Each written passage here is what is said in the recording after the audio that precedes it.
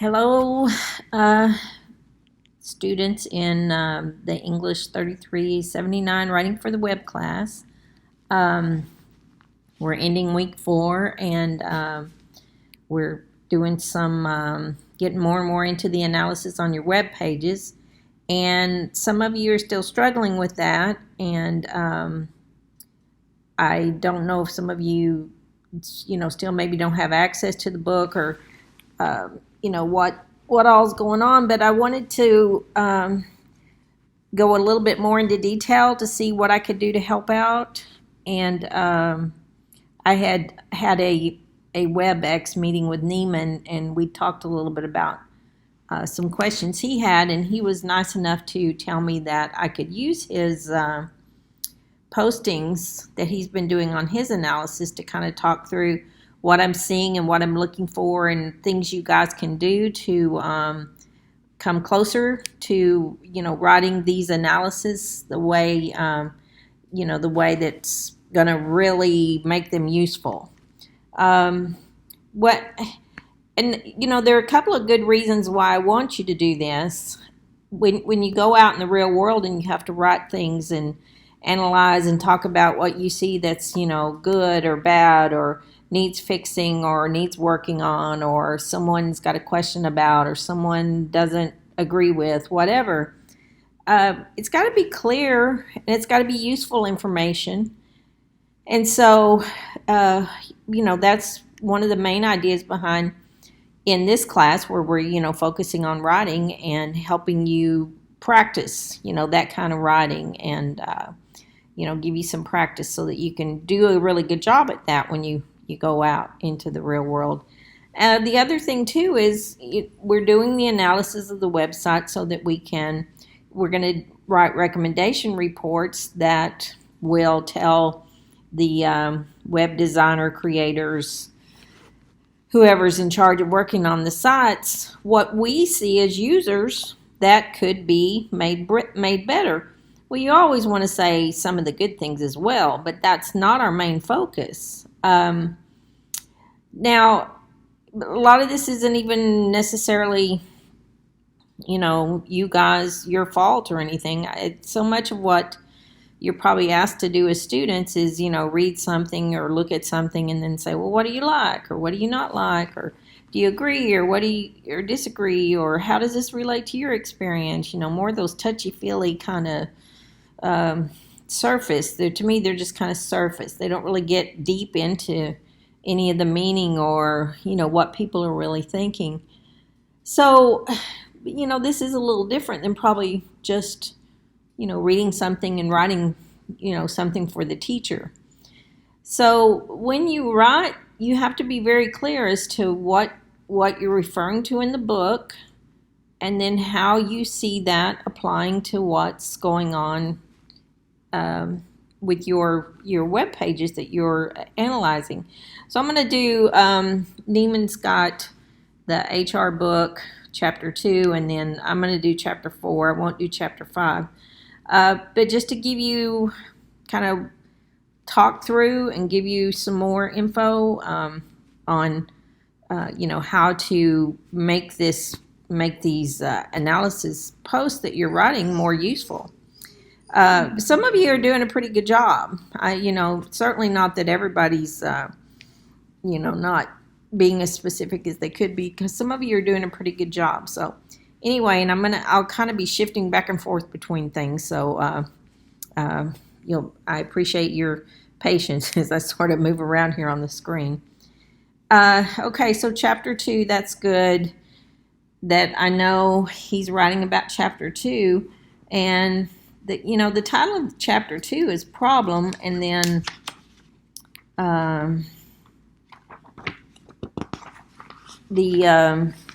let's publish as much content as we possibly can.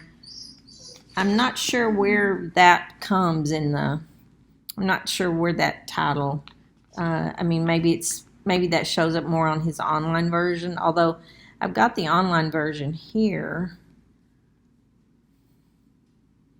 So see, chapter 2, problem. So I don't know. I know he's in chapter 2, but And there's probably a good reason for this, like I said.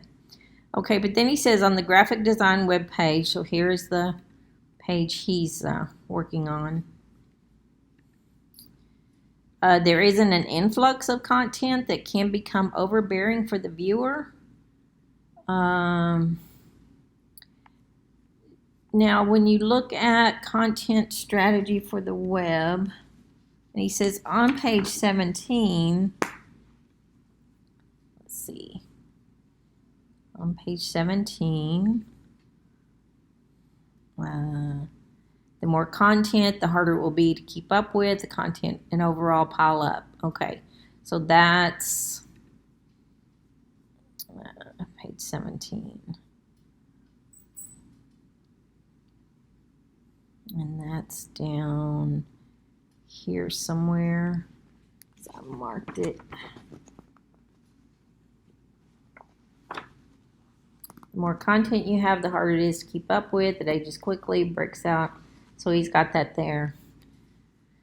Okay, now going back to this, for your readers to understand, and keep in mind, any of us that have read the chapter, we're not going to have things memorized as to exactly where things are. And even if you say page 17, you know, you want to help your reader a little bit more. So let's see. It states, now when you say it, well, you know, what is an it? I mean, this chapter was written by Halverson and who's the other person? Halverson and Rack. You could even say the HR authors if you want to, you know, because I've been abbreviating the book, you know. The HR authors state, and then this should have quotes around it because it looks like he's quoting that pretty close. Okay, so the problem would be too much content. So he says an influx of content that become overbearing for the viewer. See, overbearing throws me off because what does overbearing mean? And I'm assuming that that's kind of how Neiman read this and understood it. But if I don't understand it, you know, and I'm the one working on changing the website, what does overbearing mean?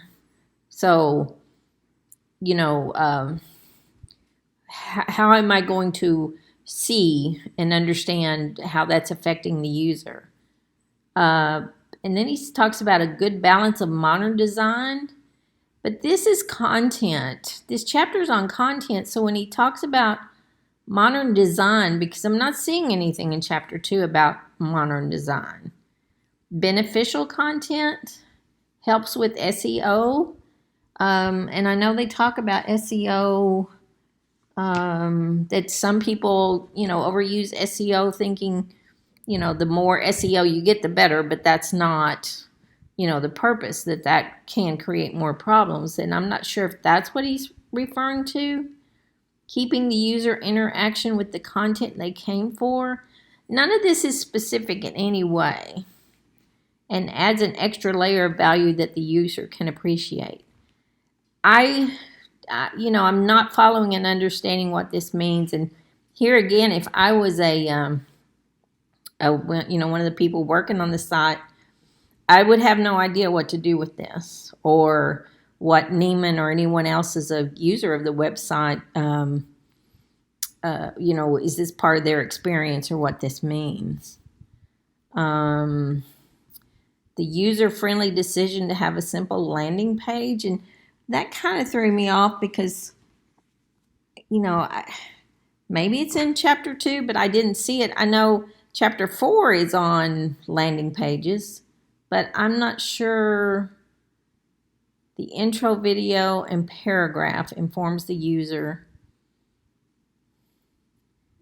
of the incoming content provided by the links on the side while being short and concise. So the intro video and paragraph informs the user. Is it informing the user of what's in the links? So if we go over here, here's the video, and then here's the description. So maybe he's saying that in the video they say these links, because I haven't watched the video, these links, maybe they talk about these links, and then there is some description. It's not too much. But I would think,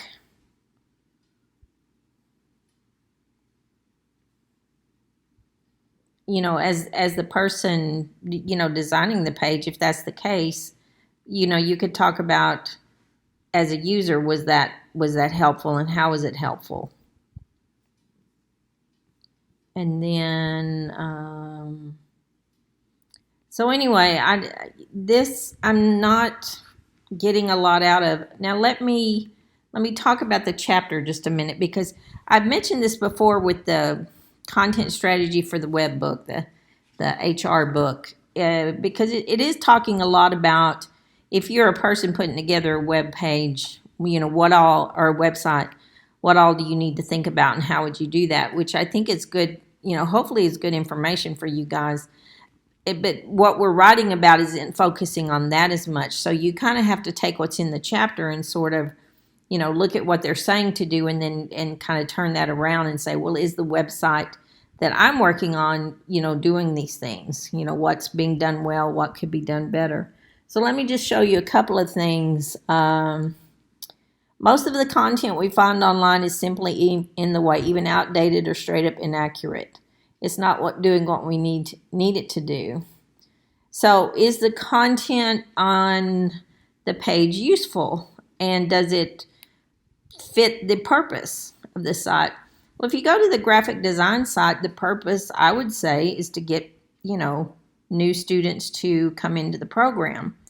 It probably also has information for current students. Now, when you look at the page, you don't really see that distinction, because I'm guessing if I'm a current student, then I would probably have to go to these links to find out, if I'm wanting to know what classes I need to take or whatever. And then the information here explains, and I would think this would be addressed to students who are interested in maybe getting into the program. So I think the site could do a better job of making that clear. I don't think it has too much information, but I think making those two paths clearer could be one thing. Now, this is something I see a lot, and some of what I'll talk about is definitely sort of my version of what I've learned and what I believe about good writing for the web and putting together web pages. This picture here takes up a whole lot of space, and we see palm trees rising up into the sky. You got a whole big chunk of good, valuable real estate here, space that could be used differently. I don't know that pictures of palm trees is gonna make someone want to be a graphic design major. Then when you get down here, this might have been a better thing to maybe put, up here or higher up, or, maybe emphasize more, because, if I'm a graphic design major, then this is, I would think this would fit what, a lot of people, maybe would think graphic design's about. And then this information is really good for, existing students and students who are coming into the program. Let's see, let me point a few more things out for you in the book. Let's see. Okay, it says here we make deadly assumptions. So one of your points from the book could be, does the website make assumptions about users? I don't really see any on this one. And some of the things I'm going to show you from Chapter 2 aren't necessarily what the graphics design page is or isn't doing. I just wanted to show you some of these as examples, since, like I said, this book might be a little bit harder to come up with those points. Okay, this is the one that Neiman used, and that's a good one. The more content you have, the harder it is to keep up with. So it ages quickly. So on your website, you might say, is some of the information look like it's outdated? Is it hard to navigate? Is the navigation system hard to follow for users? Let's see.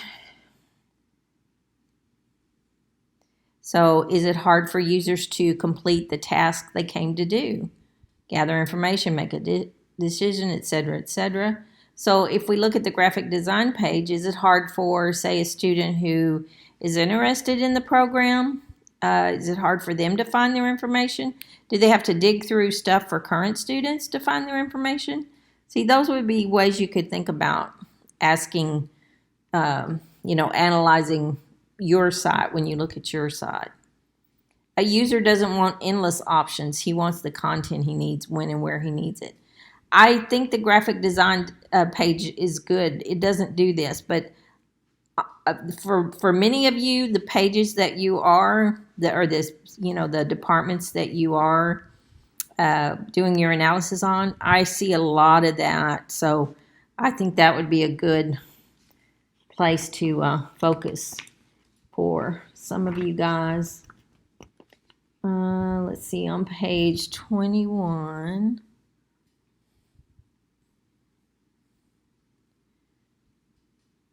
This cake analogy, I thought that was pretty good.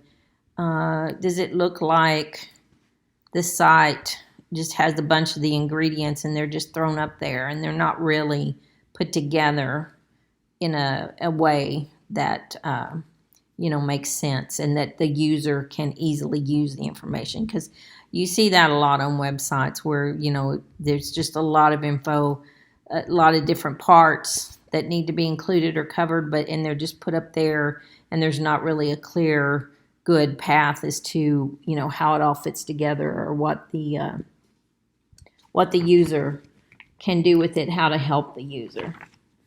And then this chart is really good.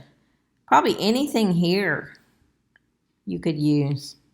Content doesn't meet user needs. So graphic design, on the graphic design page, it looks like to me maybe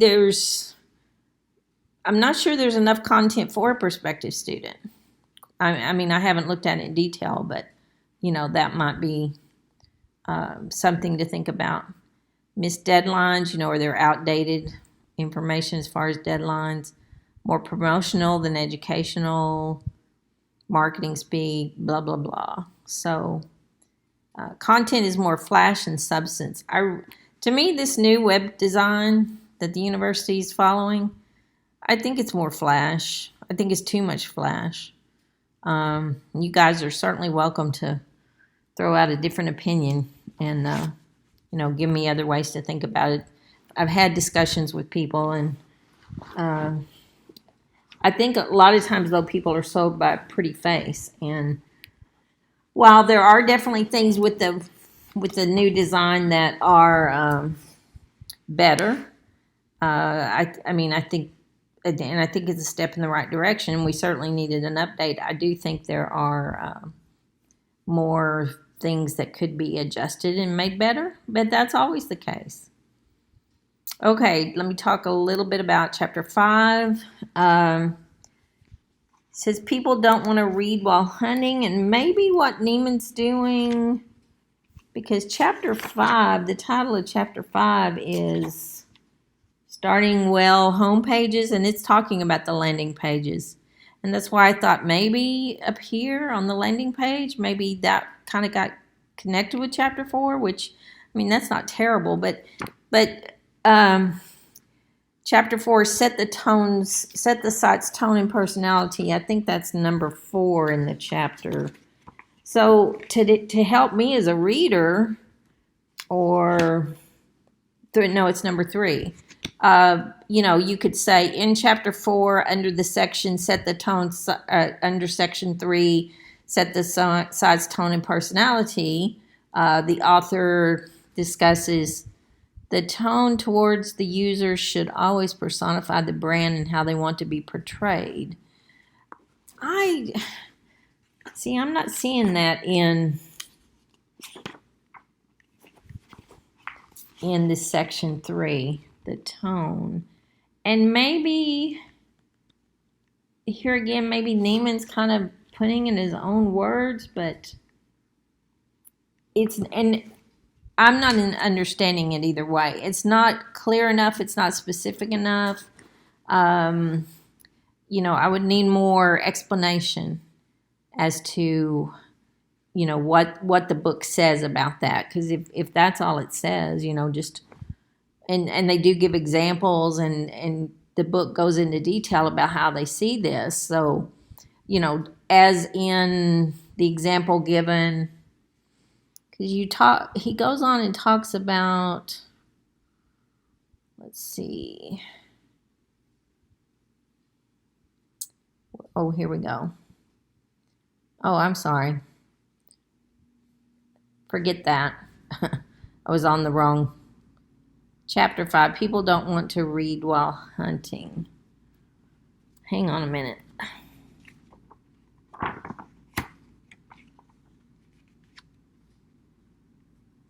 Oh, no, wait, I was in the right one. Chapter 4. Okay.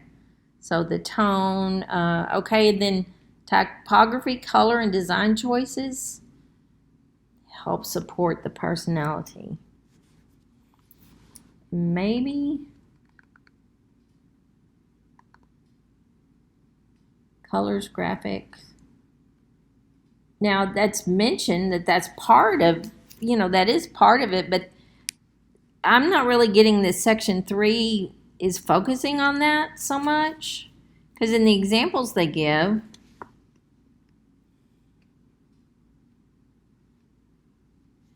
they don't really talk about those things, because there's other parts of the book that go very specific into typography, color, and design. So when you pick something out of the chapter, you can't just pick a phrase. I mean, it's got to represent whatever that section is covering. So this is like the example the book gives with the IRS transforming into a whole new look can be correlated to how our new site has been refreshed. Okay, the IRS site got a new look. Our university site got a new look. But how is that useful to the people working on the website? I mean, that doesn't really add new or useful information. Because we know when we make changes and, do things that are going to supposedly be better, then that's going to be a refresh. Let's see, the old site felt professional. When you say the old site, I don't know if he means the school site or is he going back to the IRS site. But very dated, and the personality wouldn't connect with the new and younger target audience. That may very well be a good point and something to talk about, but you have to give specifics. What, I would ask Neiman, what in the old website did you see that was dated and didn't connect with the younger target audience? And Neiman would be in the younger target audience. So specific, what was not there and what is there now. For example, on the old site, there was a picture of a whatever, or there was content that talked about, blah, blah information that, students wouldn't need that information. On the new site, the focus is on, this aspect and information is given about that. And that fits with the younger audience because the younger audience nowadays wants blah, blah, blah. So you just got to explain things much more than just say, oh, here's something and here's something else. The cohesiveness, and I didn't see cohesiveness in this section under personality. Under the design department section of the site. So let me see. Design department. So maybe he means this. So as a reader, he would need to tell me under the design department section. He would need to tell me specifically under the link labeled graphic design, and maybe even put that in quotes, because otherwise I'm kind of guessing. See, I think that's what he means. And then he says the links.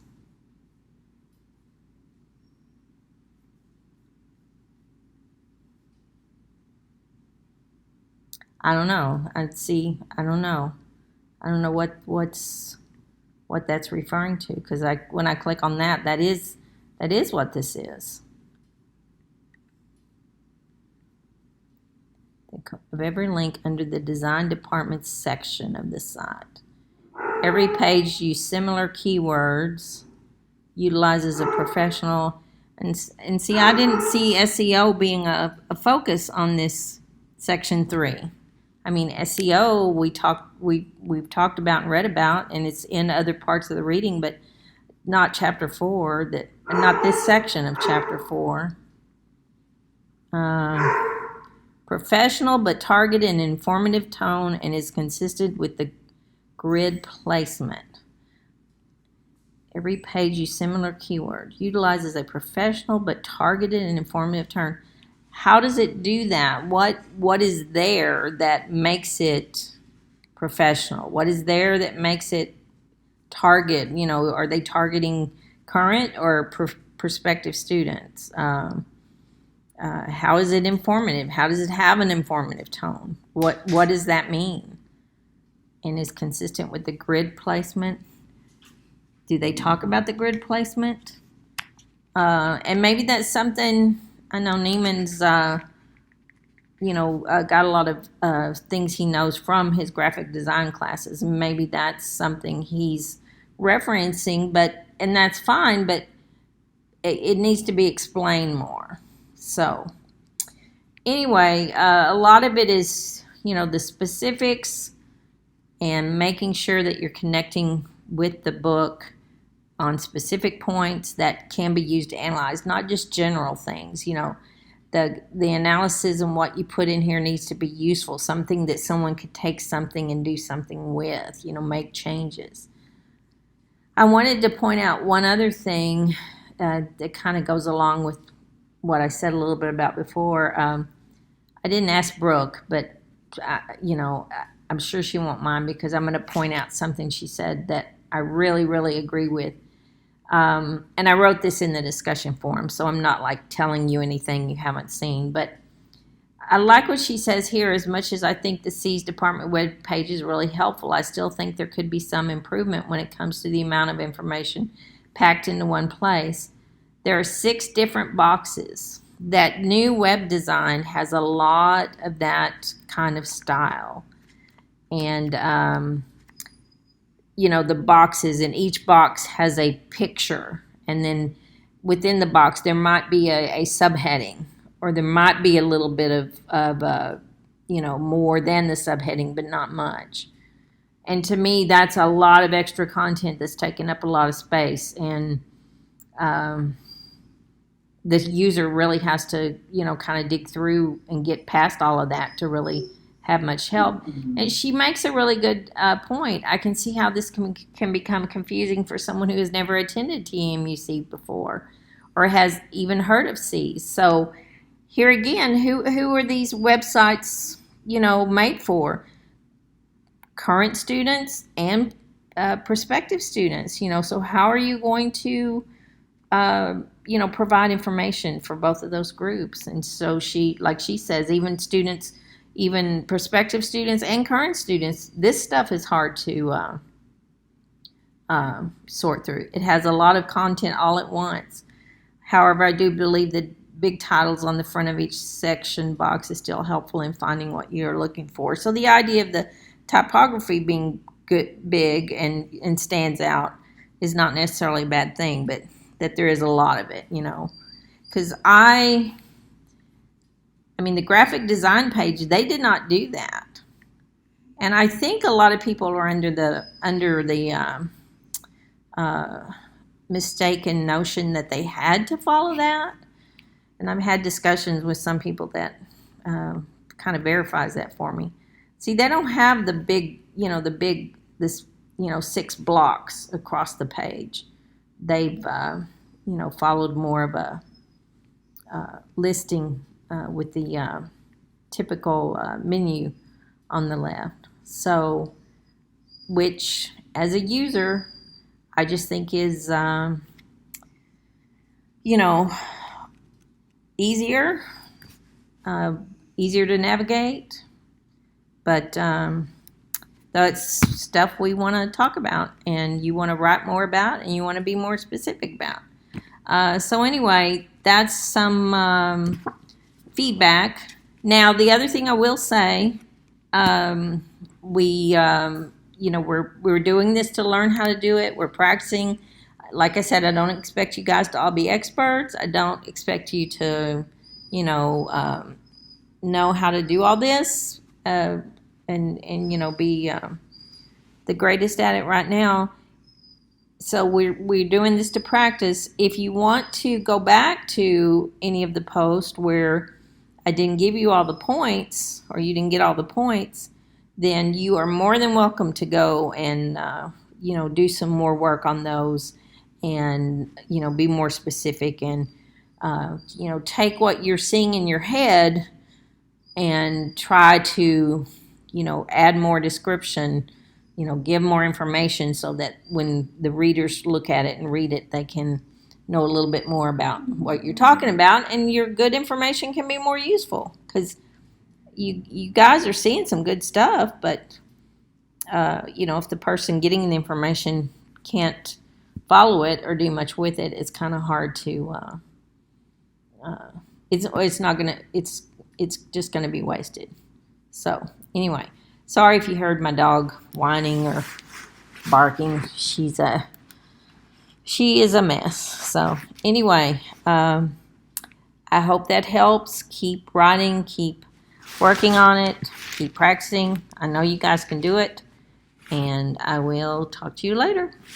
Thanks so much for listening and being patient with me as I am slow to kind of go from one point to the next.